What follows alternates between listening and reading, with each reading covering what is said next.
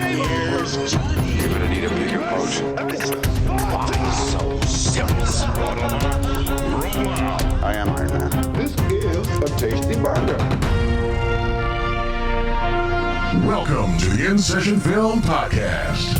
Hello, and welcome to Chasing the Gold. I'm In Session Film Awards editor Shadan and Erica, here with my esteemed co-host Erica Richards, my beloved friend. As I like to say, Erica is like if you took sunshine and turned it into a person. Oh, Shadan, you're too sweet. I'm very happy you're here. Erica, we have a very exciting episode because today is December 8th. Golden Globe nominations dropped very early this morning. You'll have to forgive me if I sound a little bit loopy because I've been awake for a very long time, but I can't wait to dive into these with you.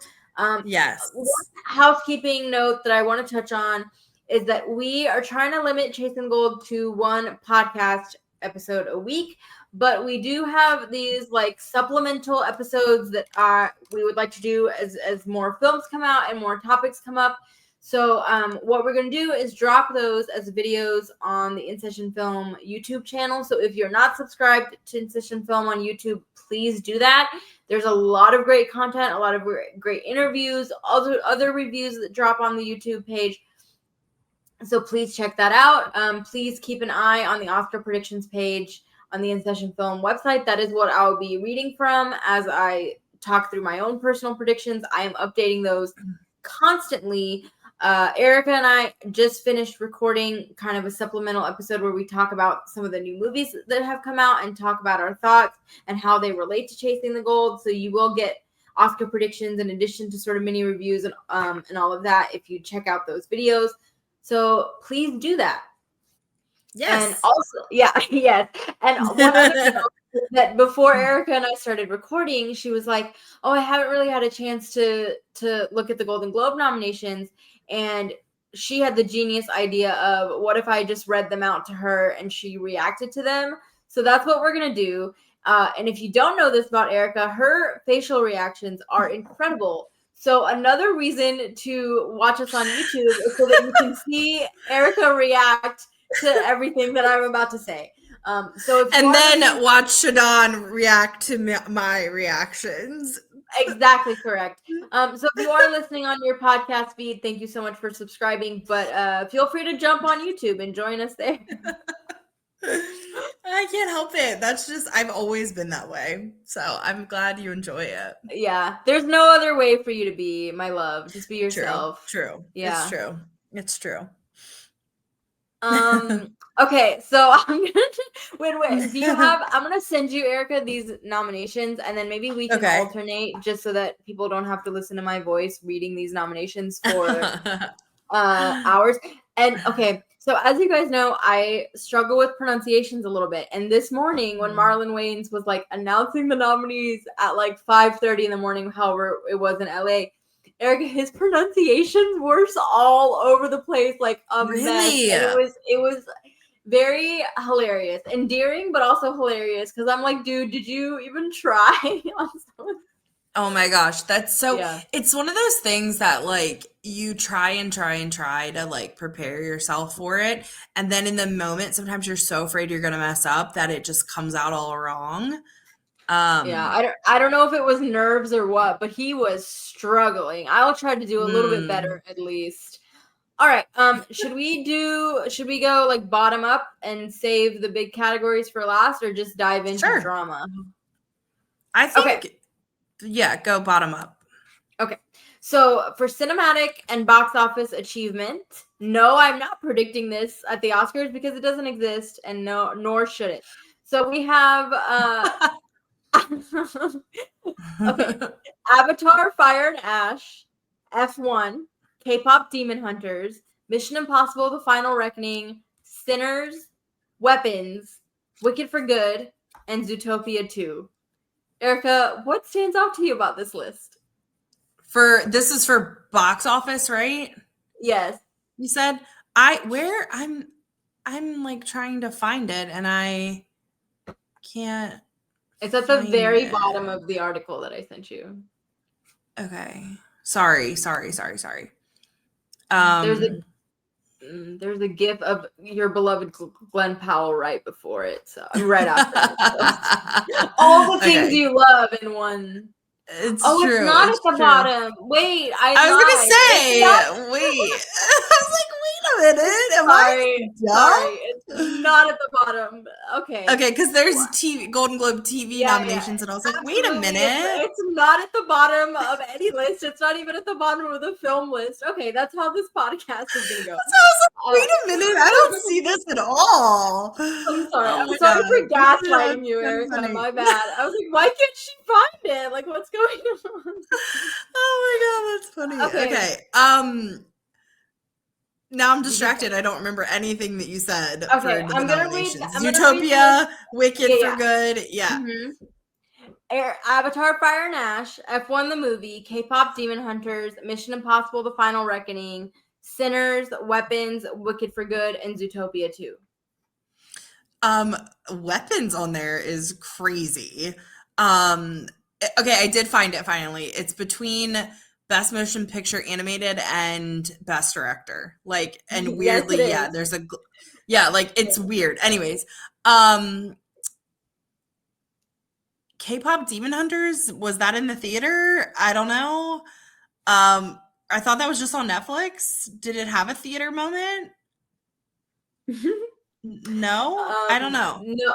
I guess it did have a theater moment because it has to qualify, but that's precisely what stood out to me. I was like, Avatar, Fire and Ash hasn't come out yet, so we don't know how much money. Yeah, we don't know how much money it's gonna make. That's one of their rules. Is like it's like based on projected box office. Demon Hunters didn't have a box office. Yeah. Weapons was a huge box office success relative to the budget, but I was like, what is the criteria? Right. What is this category? Yeah, it's so strange. Crazy category. It's so strange. It's just like, okay, what does this category even mean? Yeah. What does it mean? I don't know. All right, who do you have winning it though? I would have said Wicked for Good, but as we will get into, Wicked for Good did not have a good Golden Globes morning. Maybe Sinners. I think Sinners was sort of like the cinematic story of the year in terms of like getting people to go to see it. So I'll say Sinners, but yeah, wild category. All right. Yeah, it's so just actually weird. This is the last category on the list, which is Best Original Song. So we have which they didn't list the song titles, but we have. No, I have it. Dreams is one. Yeah, I'll read it. I'll read it. Okay, yeah, go ahead. Dreams is one from Avatar and Ash, Miley Cyrus, Andrew Wyatt, Mark Ronson, Simon Franklin. Golden from K-pop Demon Hunters. I am not going to read all those names. I Lied to You from Sinners. No Place Like Home from Wicked for Good. The Girl in the Bubble, Wicked for Good. And Train Dreams from Train Dreams. Yeah, interesting category. So in my predictions, I had I didn't think both Wicked songs were gonna get in. I thought there was a song from F1 you would know better than me, the Ed Sheeran song. I was like, oh, they're gonna nominate Ed Sheeran. Sure. And then there's a Shakira song in Zootopia, so I thought called Zoo that I thought was gonna get in because I was like, it's Shakira. So I missed a couple of these, but I think the Sinners. Oh well, no, actually, never mind. I think K-pop Demon Hunters is gonna. I was gonna say I think K-pop. Yeah. Just because it's like, everyone is like obsessed with it. Like, I feel like it was on so many people's we were just talking about Spotify Wrapped, and I feel like anyone who has children, at least, it is on their Spotify Wrapped. I know my nieces and nephew are obsessed. Like, they love it. So What do you think of both Wicked songs making it in? I think that's interesting. I am not surprised. I am surprised, but not surprised. I think this is one of those things where it's like you're just checking the boxes and you're not going to pick one or the over the other for Wicked. You're going to pick both or none at all, right? Like, is how it seems. So yeah, which is why I'm not with surprised. with best original song, I'm struggling with my Oscar final 5 because I do think Diane Warren is getting one of those slots. So I think it's probably just going to be one, like one Wicked song. But then I'm like, which one? I think The Girl in the Bubble is stronger, but I'm not entirely. That one did get in at Critics' Choice. I'm not entirely sure. I still think The Testament of Anne Lee could get in here. Yeah, I don't know. This one, I think it's like K-pop Demon Hunters. It's definitely going to be in there. Sinners is definitely going to be in there. And then, I really don't know. I'm like, maybe they could snub Diane Warren, but I bet against her every year and then I get it wrong. So I'm just going to put her in. It's only 5, right? Yes. Golden Globes has 6 nominees per category. So I think Golden, I Lied to You, From Sinners, No Place Like Home, Girl in the Bubble, and then the Diane Warren one. I think that will be the 5. If we keep seeing this trajectory of both songs getting nominated. Let me just look real quick at. Yeah, I don't know what to do about The Testament of Anne Lee because I really love that movie, but the Globes, it just didn't have a very strong morning at the Globes. So, and it's just late breaking. So I'm like, do I just kind of take it out completely? Because right now I do have Clothed by the Sun getting in my 5th slot. But then Train Dreams is also gaining speed. We'll get to that in a second. Okay, so next category, we have Best Original Score. This category threw me for a loop. So we have Frankenstein, Alexander Desplat, Sinners, Johan Göransson, One Battle After Another, Johnny Greenwood. Surat got in for Best Original Score. That is a Spanish foreign language contender. Max Richter for Hamnet, and Hans Zimmer for F1 the movie.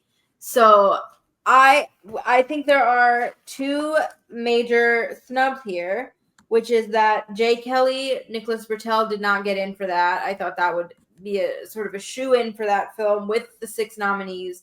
And then the composer of Marty Supreme not getting in for original score. Which have you seen Marty Supreme yet?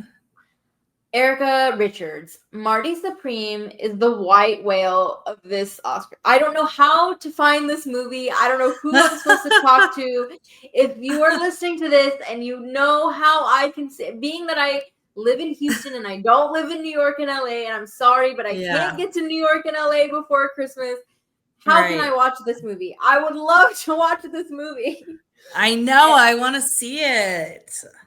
But no, but yeah, not a strong morning for Marty Supreme. I kind of surprised. Which is surprising because I feel like it's all the buzz right now. Exactly. I don't know if Globes voters just didn't see it in time. Right. I'm not really sure.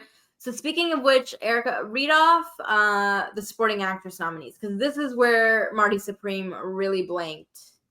Supporting actress? Yeah. Is that what you said? Yeah. Yeah, we have Emily Blunt in The Smashing Machine, which I still haven't seen yet, by the way. Elle Fanning in Sentimental Value. Ariana Grande in Wicked for Good. Oh, God. Inga Ibsdottir. Am I saying that right? Keep going. Lilias. I don't know. Sentimental Value. Amy Madigan, Weapons, and Tiana Taylor, One Battle After Another.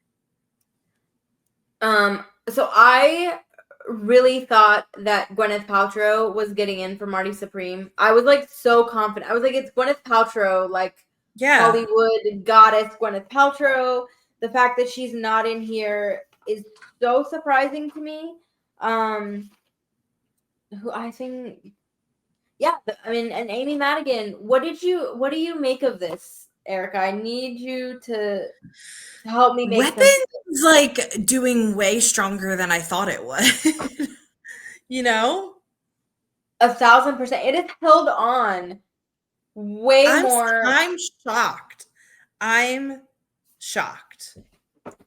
And so Amy Madigan, she's been doing really well. We've had several critics groups that have come out, New York, LA. She's been doing very well, but that's not surprising. Like, I always knew that critics groups are going to rally behind her. But seeing her show up at the Globes, I'm like, I don't know how serious I should take this. Like, I just, it doesn't feel like she's going to get in at the Oscars. What I'm struggling with is, like, what is Amy Madigan? I would love somebody to explain this to me. I will ask this of every guest that comes on this show from here until Oscar season. If you're predicting Amy Madigan, which I currently am simply because I don't know who else to predict at this point, but my question is, what is Amy Madigan doing in Weapons that's going to get her nominated, where you have, Lupita Nyong'o that didn't get in for a horror film, Us, which was a much stronger horror film than Weapons. Jennifer Lawrence didn't get in for Mother. Toni Collette didn't get in. Like, there's so many horror movies, horror performances that are better than. Not that I didn't like Weapons, I did, but I just am shocked that like it's popped up twice now. Like, what makes this one different is that the makeup. I understand Amy Madigan, she's a veteran, she's a previous Oscar nominee, but like Weapons it's not coming from an auteur director necessarily, like a name. I'm not really sure what people are so confident and they're saying, oh, she can win. What am I missing? I'm not really, I think Is it having its like cult classic moment in the moment where there's this like weird following behind it that we don't know about? Well, very much so, but like, doesn't she seem like the kind of person though that could get in? I mean, I think she's gonna get in at SAG just because I think actors really like her. So like, that's very much a possibility. But like, she could miss at BAFTA because maybe the British folk are like, we just don't get this. But then, or she could get in at BAFTA and still miss the Oscar. Like, she could very much be like a Jennifer Lopez, Jennifer Aniston type of a performance. I don't know. Yeah. Well, very much like that character, right, in Weapons, like, is the, like, it is what's happening in Weapons, right? And she's very haunting. Like, she's good. But I can't believe she pulled off a nomination here. Like, I just am shocked. Truly. I think she is the reason to watch that movie, quite frankly. Like, for me, she's really the only thing that I loved about that film fully, but I think I'm missing something with this, and I still, again, I'm predicting her, and let me tell you why. I feel like, you have two people from Marty Supreme. I don't know which direction they're going to go in. Like, if somebody was going to establish themselves as the person from Marty Supreme, it would have been at the Globes. So now I'm really confused about that. I think Teyana Taylor, spoiler alert for those of you, I have her winning Best Actress as of right now. I think she's definitely safe for a nomination. I think both of the sentimental value women are going to get in. I mean, Emily Blunt's not happening. That's just a Globes thing. I'm proud of myself for predicting it, but I don't think she's really a contender. It's not strong enough. Yeah. Other than Amy Madigan, like, so if we have Teyana, Ariana, and the two, from Sentimental Value, I just don't know who else that fifth person would be. Like, I'm, very, very at a lot. This is the most confusing category. Yeah. I don't know. I don't know. And I just want to read off like the other names that I even have listed, but again, none of them. So we have Teyana Taylor, like I mentioned, Inga Slaughter, Lilius, Ariana, Elle Fanning, completely locked into those. Then I have Amy Madigan at 5, Gwyneth Paltrow at 6. Don't feel good about that. We have Wumi Masaku from Sinners, who got an incredible surprise Critics' Choice nomination. Very happy about that. I could see maybe Sinners having a good day and getting her in, but like I don't know. I really don't know. Odessa Zion from Marty Supreme. She's getting incredible reviews for that film, but is she going to beat out sort of her more well-known co-star? Emily Blunt not happening, and then Regina Hall. I mean, she hasn't shown up anywhere, and she really needed these critics groups to bat for her. So supporting actress. Can we talk about how Cynthia didn't make Critics' Choice? Like, what's going on? I think that, you know, Warner Brothers, they made their money. Oh, wait, it's Universal, right? Wicked is Universal? Yeah. They made their money splitting it into 2 films, but they really shot themselves in the foot in terms of Oscars. Because I feel like if they hadn't have done that, I guarantee you Ariana Grande would have won the Oscar last year. And I just feel like, you know, now... And this one, like, the reviews weren't as strong. I still think they're campaigning it, but it's like... Yeah. Maybe it still wins costume at this point, but I feel like there's no urgency behind it anymore. It's like not the exciting new thing. Whereas like last year, people were like, we can't believe we pulled off this incredible musical adaptation. Right. Yeah. I'm just sad. She's so good. We'll get to actress in a second, but I still am predicting. You're totally good. I still am predicting Cynthia Erivo, and I'll tell you why. But just supporting actor Erica has very much coalesced around these 6 people. Same 6 people at Critics' Choice. If somebody other than these 6, I think maybe Delroy Lindo, but really it's going to be 5 of these men at the Oscars. So we have Benicio del Toro for One Battle After Another, Jacob Elordi for Frankenstein, Paul Mescal for Hamnet, Sean Penn for One Battle After Another, Adam Sandler for Jay Kelly, and Stellan Skarsgård for Sentimental Value. Yeah. These feel like solid.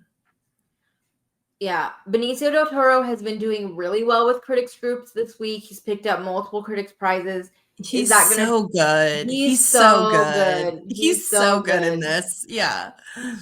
Yeah. I'm not surprised by Jake. Yeah, go ahead. Go ahead. No, I was just gonna say, and he's super likable, which I don't know if you can say the same about Sean Penn. I think I hated Sean Penn in this, but that's because he played the character really well. But anyways, yeah. You were gonna mention Jacob Elordi. Yeah, I mean, he's not a surprise here either, right? Paul Mescal's not a surprise here. We talked about Jay Kelly a little while ago, and I enjoyed Adam Sandler in that. I don't think if I'm looking at any of these, and obviously I haven't seen Sentimental Value, but I've been hearing a lot of good things. I think if one of them falls off here, it's Adam Sandler, right? Yeah, it doesn't.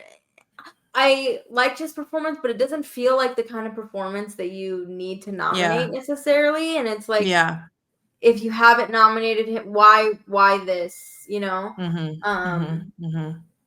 So but I think supporting actor, like, this is one of those races that's looking really like it's tightening, and tightening fast. Okay, so this is where this is your category, Erica. The next one, Best Actress by an Actress in a Motion Picture, Musical, or Comedy.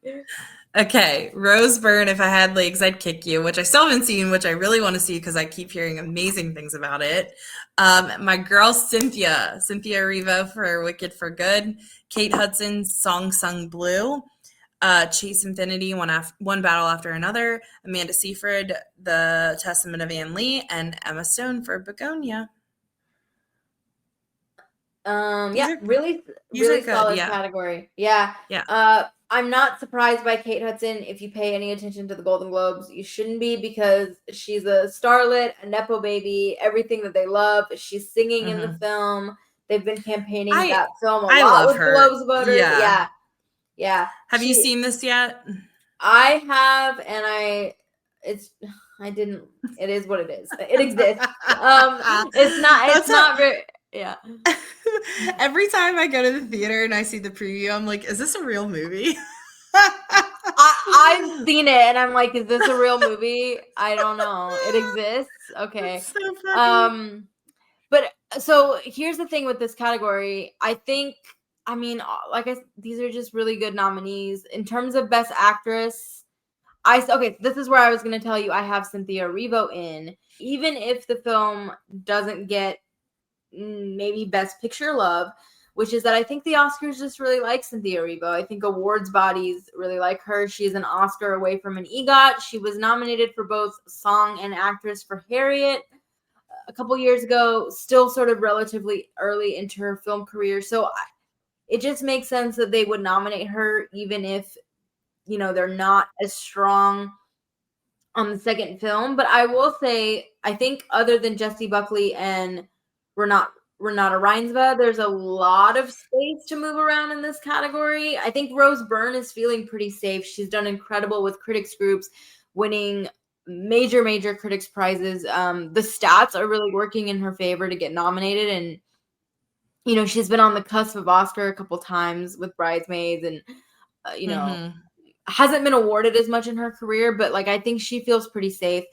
Amanda Seyfried, you know, that's one of my favorite performances, but I don't have people seen this movie? I don't, you know, maybe they just haven't been showing it to critics types of groups, and then like she'll get in at the Oscars because they'll do a last minute push. I think if that's the case, she'll get in, but it just seems like Cynthia, she seems safe for now. I mean, I know we both love Emma Stone. We mentioned her in the sort of comedy category, but you know, she could get in just by virtue of being Emma Stone. I think Chase Infinity could really get in, because if One Battle After Another is going to run away with Best Picture, like she's going to go along with it all. But so I think those 7 are fighting for 5 slots, I think. Well, and Chase Infinity, she's so good in One Battle After Another. She's like, really I think good. It's very deserving, right? And if you think about it, way more people are going to end up having seen One Battle After Another than The Testament of Anne Lee. I'm super excited for Testament of Anne Lee just because you've been so hyped on it, and like I will seek it out because I know how much you love it. So like, unless people are doing that, like I don't think people are going to see it, you know? Yeah, it's going to be interesting. I mean, you know, I love Kate Hudson, but again, I don't. That's like you said, very Globes thing. So yeah, you know, I mentioned Marty Supreme, a film that really underperformed. Also, The Testament of Anne Lee, you know, not getting into comedy musical, not getting in for score, not getting in for like there were opportunities for them to award this film, and they didn't. So that, as of right now, doesn't really, you know, bode well. It hasn't necessarily been doing well with critics groups other than Amanda. So she's in a very vulnerable position. I mean, Rose Byrne, yeah, she's doing good with critics. Is that going to transfer to awards voters? I don't know. Ask Ethan Hawke, who won every major prize for First Reformed and didn't get an Oscar nomination. So right. That's, and I will say, for, you know, fellow awards pundits that are so confident about Cynthia missing, I'm like, oh, you know, this race is so up in the air. Like, if you're feeling confident about supporting actor, I'm 1,000% there with you. But this one, we still have a lot of room, I think. All right, Erica, what is next on our list? I have Best Performance by an Actor in a Motion Picture, Musical, or Comedy.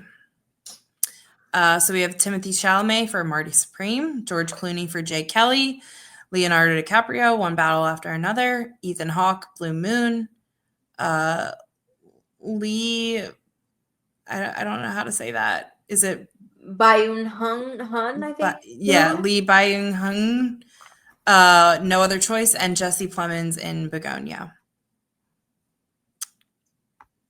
Have you seen No Other Choice? Do you know this film? I have, and I'm really proud of myself because I was predicting Lee to get in, and I got it right. Yeah. So I was like, yay me. Look at you. Yeah, No Other Choice is very good. It is, you know, not my favorite film just because I think it's like a little bit inaccessible, and I was like, what's happening at some points? But it's doing, you know, really well so far. But Park Chan-wook, his films haven't been Oscar contenders thus far. This is the most like approachable of all of his films and the most timely. So I think he's looking pretty good for international feature. I just don't know if, you know, his actor is going to come along. And Erica, I do want to talk to you very briefly about Best Actor because, well, let's do drama actor first, and then I'll touch on actor because actor's also getting pretty interesting, and we have some good contenders here.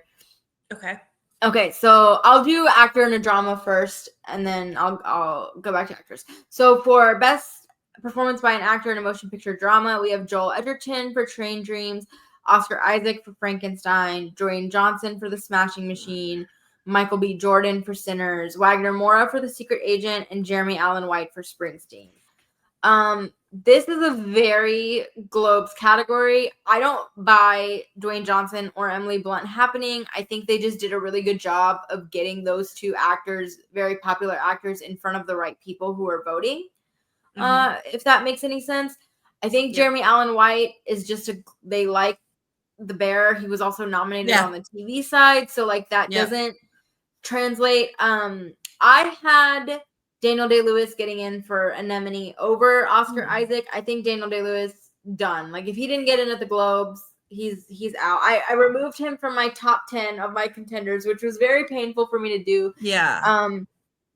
I also don't think Oscar Isaac is happening. I think Jacob Elordi is sort of that film in terms of the performances. But, good for him for getting a Globes nomination, though. Which brings us to, actor right now. So I think Leonardo DiCaprio in a very good position. Timothée Chalamet in a good position for a nomination. I think Michael B. Jordan, I know a lot of people are predicting him to miss, but I just feel like Sinners, has done really well across the board with nominations, both below the line, above the line. They seem to really like this movie. It's everywhere. They really are making a push for it. There's no reason to doubt. And it's held on, right? It's like this came out in what, February, March, and it held on all year, And if you think about Michael B. Jordan, I mean, he was sort of on the Oscar cusp for Black Panther. He had Fruitvale Station. He's been doing really good work since he was a kid in The Wire and Friday Night Lights. So I feel like he could be having his moment, and I don't know. I feel good about it. I understand the argument to doubt him, but until I see it, I won't believe it. I think he's doing really well. I think Wagner Moura is feeling pretty good. I think he's a major threat to actually win the Globe and then sort of set himself on a path. He's also just been everywhere, super likable. He's done great work on TV in conjunction to The Secret Agent. The Secret Agent is really popular. The Secret Agent, has a serious shot at getting one of those Best Picture slots that I think is up in the air right now. So, which brings me to the fifth slot, because I think you have, Ethan Hawke for Blue Moon, very much a contender, like a strong, transformative performance in a Richard Linklater film. He's playing a real person, has all of the Oscar-y things, which is why he's in my number 5 slot. Jesse Plemons for Begonia, I think is an outside possibility, but wouldn't surprise me. I think, the European branch of the Oscars are gonna really like that film and support it. George Clooney is George Clooney. Never underestimate George Clooney. But yeah, I think, I think it's gonna be in between Ethan Hawke and Joel Edgerton, but maybe somebody else gets in there and they just pick George Clooney. But super interesting to see how this category is shaked out. Yeah, and it's interesting too here because with it being separated, right, by the drama or musical comedy, it allows for ones to get in and names to be thrown in that we wouldn't necessarily consider, right? So yeah, if it wasn't for Jeremy Allen White being who he is and being known for The Bear so much, I don't think he would have gotten in here. You know what I mean? No. Yeah.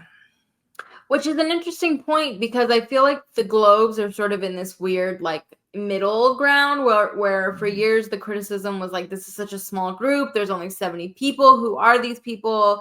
It was a very not necessarily racially diverse, culturally diverse, because it was a foreign group, but not necessarily racially. So now their membership is expanded to 300 people. So you can see that with some of these nominations, but then also they are going to nominate a Kate Hudson. They are going to nominate, Helen Mirren for a TV show, or Jacob Elordi for a TV show that nobody even has heard of just because they seem to like Jacob Elordi a lot. It's just Right. I feel like they're very much in conflict with each other, or like they're gonna nominate Hans Zimmer for score because they know because that it's Hans name. Zimmer. Yeah. So, very interesting to see like if that's gonna be reflected in the winners. Okay, so up next we have screenplay. The Golden Globes combine original and adapted into one screenplay category. Nothing really stand out. For this one, we have One Battle After Another, Marty Supreme, Sinners, It Was Just an Accident, Sentimental Value, and Hamnet. I would say adapted screenplay is very much between One Battle After Another and Sinners, and then sort of Hamnet, It Was Just an Accident, even Marty Supreme, like Sentimental Value, in very much in play for original. So this I guess it's interesting that Marty Supreme got in here, but it didn't get into Best Director. So mixed bag for Marty Supreme today, I guess, but solid. No impeachable choices in screenplay for sure. Have you seen It Was Just an Accident? Oh, yep. Did you like it? It's very good. It's always interesting to me as somebody who has a Persian background, like when non-Persian people, really love these films and relate to them. But so it's hard for me to like separate that, but it just seems like that film is doing so well. Jafar Panahi is like sweeping these early critics prizes. I think he just has such a strong narrative of like the risks that he went to like make this film, and like, and he's so charming, like he's out there doing all these interviews and talking about his experiences and how personal the film is, and the ending is like incredible. Like the ending is just the kind of thing that like sticks in your brain. So I'm not surprised at all. My question is like, can he actually win anything that he's not like? Is he actually a threat for screenplay? Because if It Was Just an Accident wins foreign language, he's not gonna win the Oscar. So like, are they gonna want to give him a prize, like, or are they just gonna nominate him for multiple? I don't know, but it's very good. If you haven't, highly recommend. Long story short. Yeah. I know. I keep seeing it pop up a lot, and I heard about it a while ago. So yeah, I'm definitely gonna seek that one out for sure. All right, for Best Director, we have Paul Thomas Anderson, One Battle After Another, Ryan Coogler for Sinners, Guillermo del Toro for Frankenstein, Jafar Panahi for It Was Just an Accident, Joaquin Trier for Sentimental Value, and Chloe Zhao for Hamnet. What did you get here? Did you get all of them? The one that I missed here, which I should mention, the other categories, if I haven't mentioned anything, it's because I didn't miss anything. I did well. Yeah. But the one that I missed here was I had Josh Safdie getting in for Marty Supreme over Guillermo del Toro, which like makes sense because I'm like, okay, Guillermo del Toro is so beloved, but if Marty Supreme is the big awards juggernaut that many are predicting it to be, and if it's like actually a threat to win actor or picture, like, why did Josh Safdie miss here? Right. And like, they nominated multiple people for both director and screenplay, so that doesn't seem like a problem. Like, why single out the screenplay and not the direction? Very confused by sort of how Marty Supreme did, but so basically, I do think 5 of our director nominees are going to be from this list. I think Del Toro is the one who misses, and I don't know, like, if one of these 5 were to be weak, I don't know who it would be. I really do think Ryan Coogler is going to get in. I think Chloe Zhao is definitely in. Paul Thomas Anderson's obviously in. So like, maybe Panahi misses, maybe Joachim Trier misses, but I don't think so. I think that branch is so international. So like, maybe Coogler does miss, but like, that's not going to be. I don't think so, because he's been everywhere, and like, and again, it's held on so well. Is there a world where Chloe Zhao, where they're like, this is more of like a writing achievement and not a directorial achievement? I hope not. I can see that, but I don't think that. I mean, she's a previous winner. I don't think, Yeah, I think it's going to be interesting. I don't know. And there's only 5 in that category too, 5, right? yeah. So I think those 5 feel pretty safe, and I think Del Toro is just, I don't think they'll feel the need to nominate him, but I could be very wrong. Again, it's that playing of the game of like, is it just he's such a well-known name and such a loved director? Is that where it's gonna just pop in, Indeed. Okay, so we're coming to our last 4 categories, which are the main picture categories. So we have motion picture animated, Arco, Demon Slayer, Leo, K-pop Demon Hunters, Little Amelie, or the character of Rain, and Zootopia 2. Yeah. Did you see Leo? I still have not seen it. I was predicting it because I was like, it's Pixar and they're going to nominate it, but exactly. I haven't seen it. It was not like the normal Pixar. Like it was, but it wasn't. But I know you spoke so highly of Arco, and I did get a screener to that, and I need to watch it still. But I mean, do we think K-pop Demon Hunters is going to run away with this one? I think so. I was really surprised to see In Your Dreams miss. I'm currently predicting that for the 5th slot. I think that's really a nice slot that's kind of up in the air. I mean, it could just be Elio. Like, it wouldn't surprise me if they were just like whatever Pixar. I think K-pop Demon Hunters is like pretty far ahead. What's interesting is after I saw Arco, I was like, okay, that could be the sort of artsy animated film that is like a major contender, similar to like a Flow or that kind of a thing. But Little Amelie, or the character of Rain, like that film is coming on so strong. I haven't seen it yet, but people just love it, and it's I haven't even heard of it. Yeah, it's winning a lot of like top critics groups. Like, if people watch K-pop Demon Hunters and they're like, this is like generic, or we don't want to, I think there's an argument to be made against that film, even given how popular it is. Like, in terms of an artistic achievement, if we're looking at it, I think, Little Amelie is clearly much stronger. So don't underestimate that film. Certainly for a nomination, and I think there's a world where it could eke out a win. Yeah, it's got a 98% on Rotten Tomatoes. I feel like I need to watch it. Okay, so for best motion picture non-English language, we have It Was Just an Accident, No Other Choice, The Secret Agent, Sentimental Value, Sarat, and the voice of Hind Rahab. Yes. Erica, this category is super interesting because, and I've said this before, foreign language this year, non-international, is one of the strongest years for international films I've ever seen in my life. Like, there are so many good movies.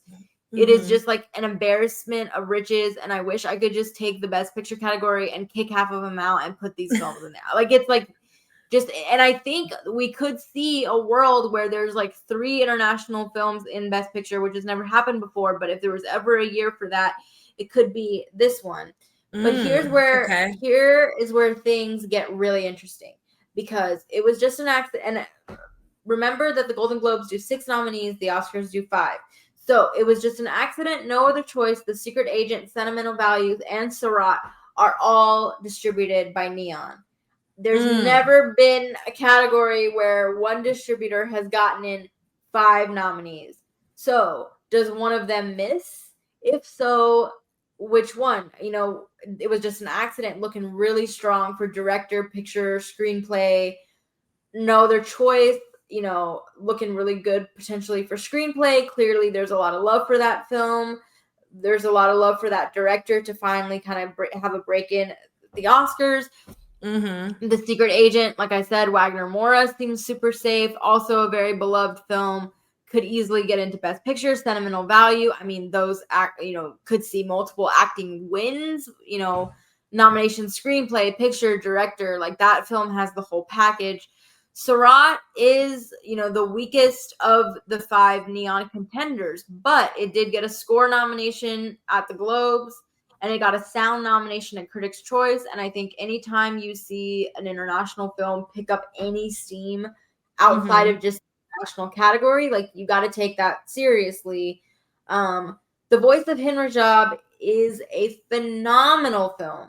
So good. And I think if people see it, it'll potentially, overtake Sarat, I guess. But the problem is it's so tiny. I just don't think people have seen it yet. Is it going to get in front of enough eyeballs by February when people need to vote? Sure. But I don't know. And then I do want to just read some other contenders that I think are also really strong. So we have, I'm scrolling ferociously, y'all. Okay, so we have The Sound of Falling from Germany, also has been, strong with critics, picking up some early mentions. Left-Handed Girl from Taiwan, again, also just a really beloved film that a lot of people are talking about. 2,000 Meters to Andrivka is the sequel from a Ukrainian documentary that won a couple years ago, and I can see that film easily getting in. And then Belen from Argentina got in at Critics' Choice. So, like, that film could easily be a contender. It's very good. So, like, do we just say Neon? I don't know. This is right. This is, like, again, one of my favorite, like, international film and supporting actors, like, the most exciting. I'm like, who's it gonna be? Which is so dorky to be like, I'm on the edge of my seat for international film. I understand. I'm like a big proponent of, like, watch more foreign films. Yeah. And so this is a category I always look forward to, because, like, it's how I find out, like, which films do I need to seek out this year that are non-English language, And I will be doing shortlist predictions, but, like, even the there's like 20 films that I'm like, oh, this one's really good. I mean, there's The President's Cake from Iraq, phenomenal film. There's, like, so many that I have to kick out of my little, 10 picture long list that just made me so sad. So fascinating. All right, Erica, we've come to the crown jewel of Golden Globes. Do you want to read them, or should I read them? Because you go for it. Okay. Go for it. Best Picture, Musical, or Comedy. I bungled this category so bad. Okay, we have Blue Moon. Oh, yeah. Blue Moon, Begonia, Marty Supreme, No Other Choice, Noelle Vague, and One Battle After Another. What is Noelle Vague? Like, what is that? Where did that come from? Remember I told you that at TIFF there were 2 Richard Linklater films, and I saw Blue Moon and not Noelle Vague, and I was like, maybe I should have seen the other Richard Linklater. Yes. So both Richard. I forgot that's what it was called. So very good Golden Globes morning for Richard Linklater, getting both of his Oscar contending films in here. Good for him. Yeah. I was absolutely floored. Let me tell you. So I had Jay Kelly predicted. I'm shocked that Jay Kelly didn't get in, especially because it had the other. Yeah, it had actor and supporting and actor. What the heck? Yeah. So when I tell you now I'm really questioning about what to do with Jay Kelly, this is why. Because I'm like, oh, the Globes didn't go for a movie about movies. What's happening here? Yeah, that's very strange. Yeah.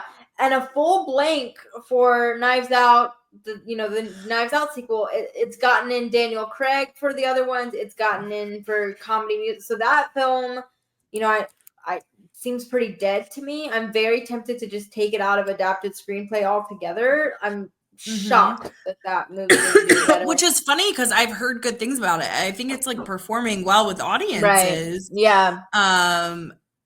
Yeah, is it one that people are just forgetting about somehow? I don't know. Yeah. So Nouvelle Vague getting in here, this and Sarat getting that score nomination. Like, actually, there's one more. Did we mention Eva Victor for Sorry Baby and getting in for drama actress? That is the big shocker. Did we just skip over drama actress? I think we did. I meant to stop you, but I think we did. I should have stopped you. I'll get into drama actress in just a second, because that is actually the biggest shocker.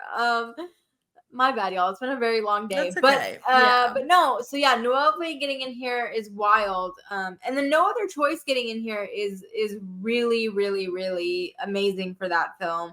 A much needed boost, I guess. But yeah, I just impeachable category. Just a lot of surprises. I mean, Blue Moon, I think bodes really well for Ethan Hawke because they're like, oh, we really like your movie, so he seems pretty good for that 5th slot right now. But yeah, one of the biggest surprises of the Golden Globes. I don't know what to. I think they just made sure enough people saw it. And for those of you wondering, because it was just an accident getting nominated for France, you can only have one film per country. So Nouvelle Vague is not eligible in the international film category.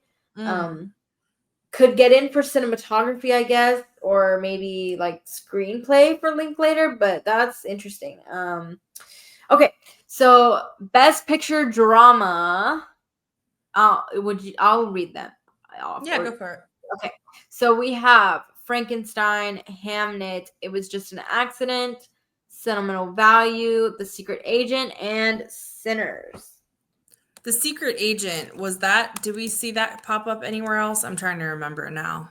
Yeah, that's a Brazilian film. That's the one with Wagner Moura. Not surprising to see that. I mean, they've really done a push for that movie specifically. So I really think it's like a major contender for Best Picture even. So yeah, no surprises there. I think other than The Secret Agent, all of those films seem pretty safe for Best Picture. They clearly really liked Frankenstein. I mean, like getting actor, supporting actor, score, director, picture, like a great morning for Frankenstein. So yeah, truly. Okay. All right. Should we go back to actress dramas? Yes. Oh my gosh.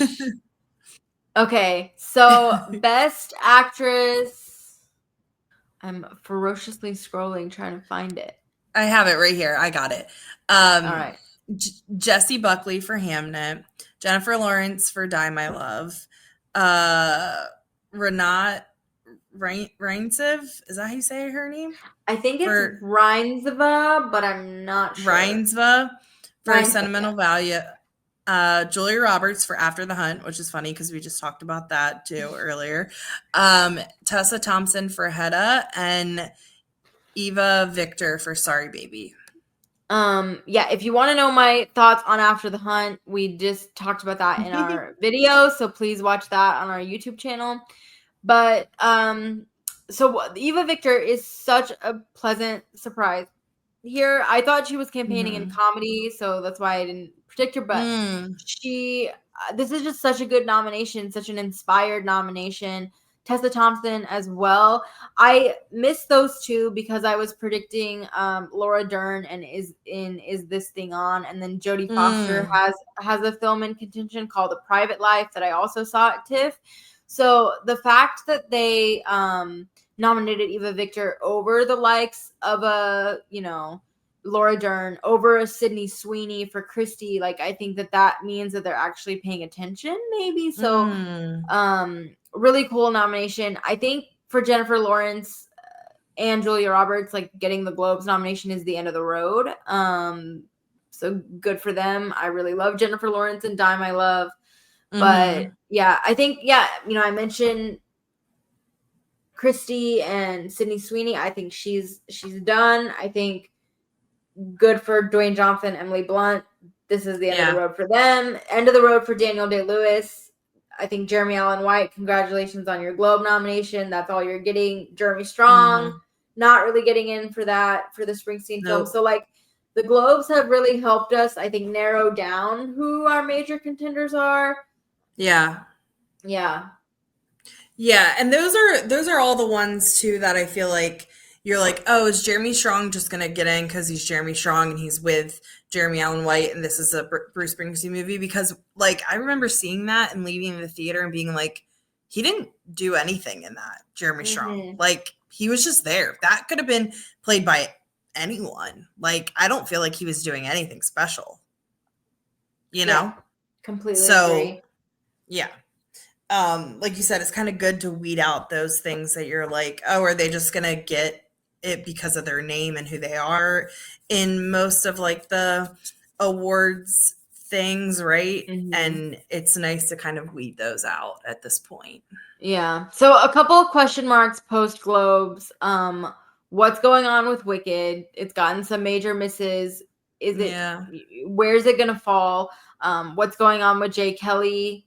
Is it gonna be a contender? Is it not? You know, Marty Supreme I still think is gonna be big, but how big, and like where is it going to be nominated versus win? Same thing with Sinners. I think the nomination haul is going to be massive, but like where is it a player to actually win in any of these prizes?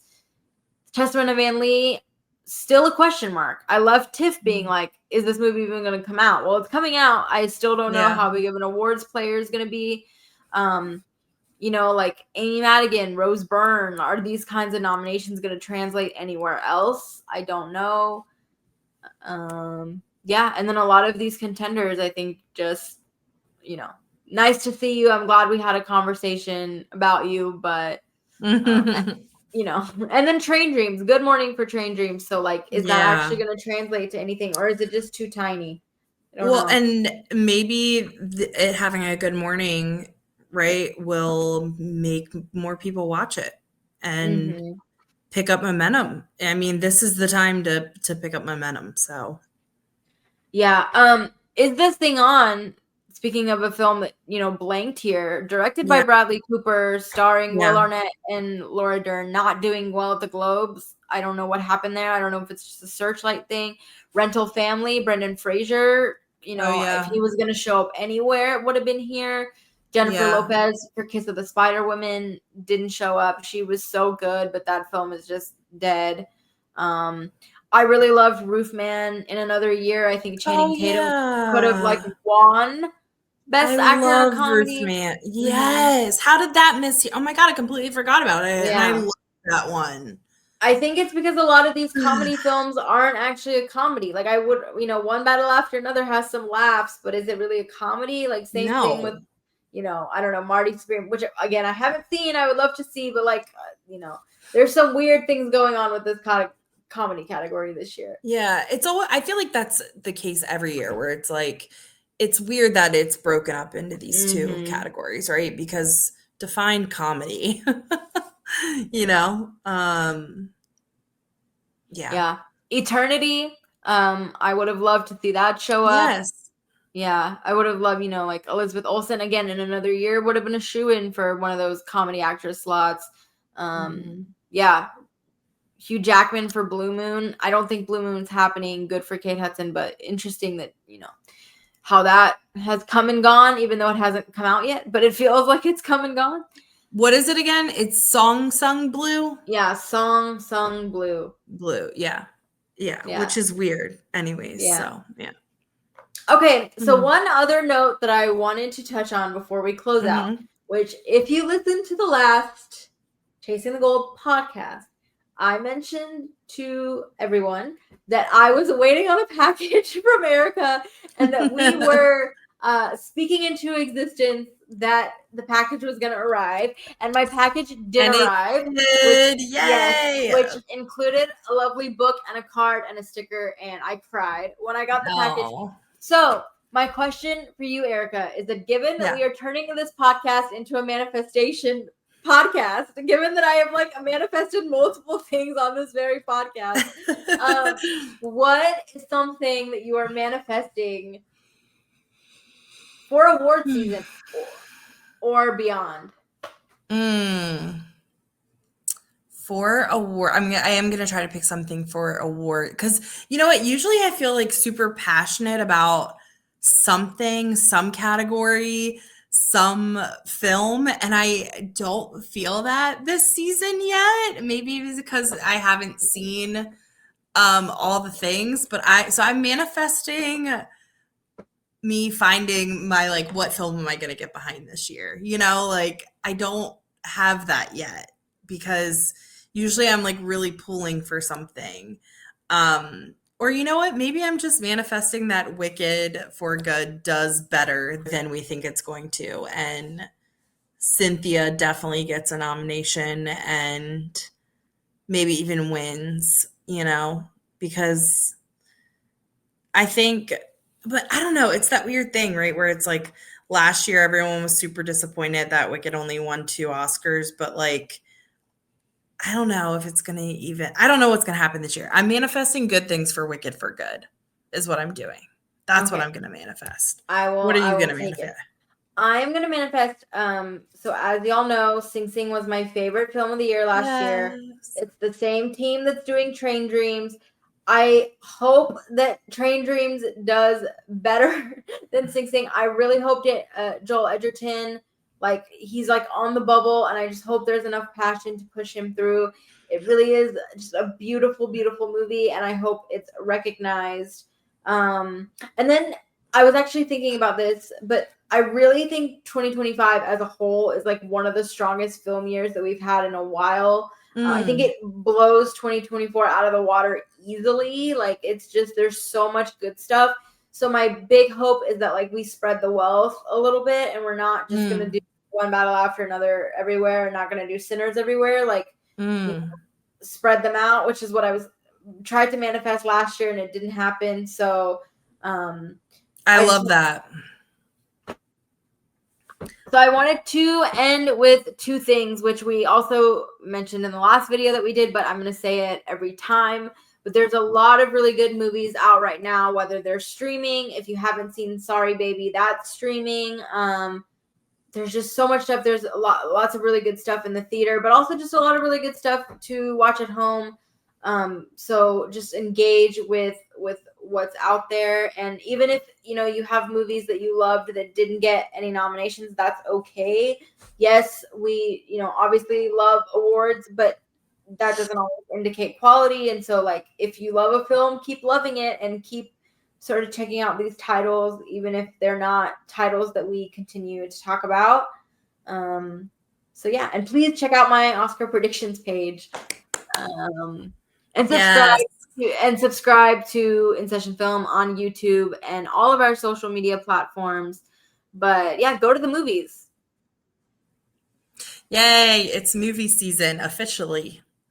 It's movie season, and especially as we head into the holidays and you have some downtime and like, time to watch stuff with your family. There's a lot of really good stuff out there that's going to be, I think, cross-generational.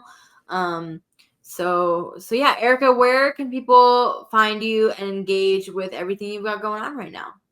Yeah, at eRock Reviews on Twitter and Letterboxd. I was saying when I recorded with JD, I'm like, I need to talk about Letterboxd more because I love Letterboxd, and I need you to get one. I know. Another thing, but I love it. It's like my little film journal. And as soon as I go to the movies or watch anything at home, I immediately go to Letterboxd to log it. I love reading other people's reviews on Letterboxd. So yeah, follow me there. I keep a physical film journal because I know I'm an 80-year-old, trapped in a 30-year-old. It is what it is. I love it. And I should mention Erica did the podcast review with JD and Brendan about Wicked for Good. So if you want more thoughts from her on that, check that out, and we'll have a lot more content coming, so stay tuned and let us know what you think. I love when I get messages from people being like, I listened to Chasing the Gold, and I'll be like, oh, thank you, and then they'll be like, I disagree with whatever, and I'm like, that's great. We want to hear your opinions. Yes.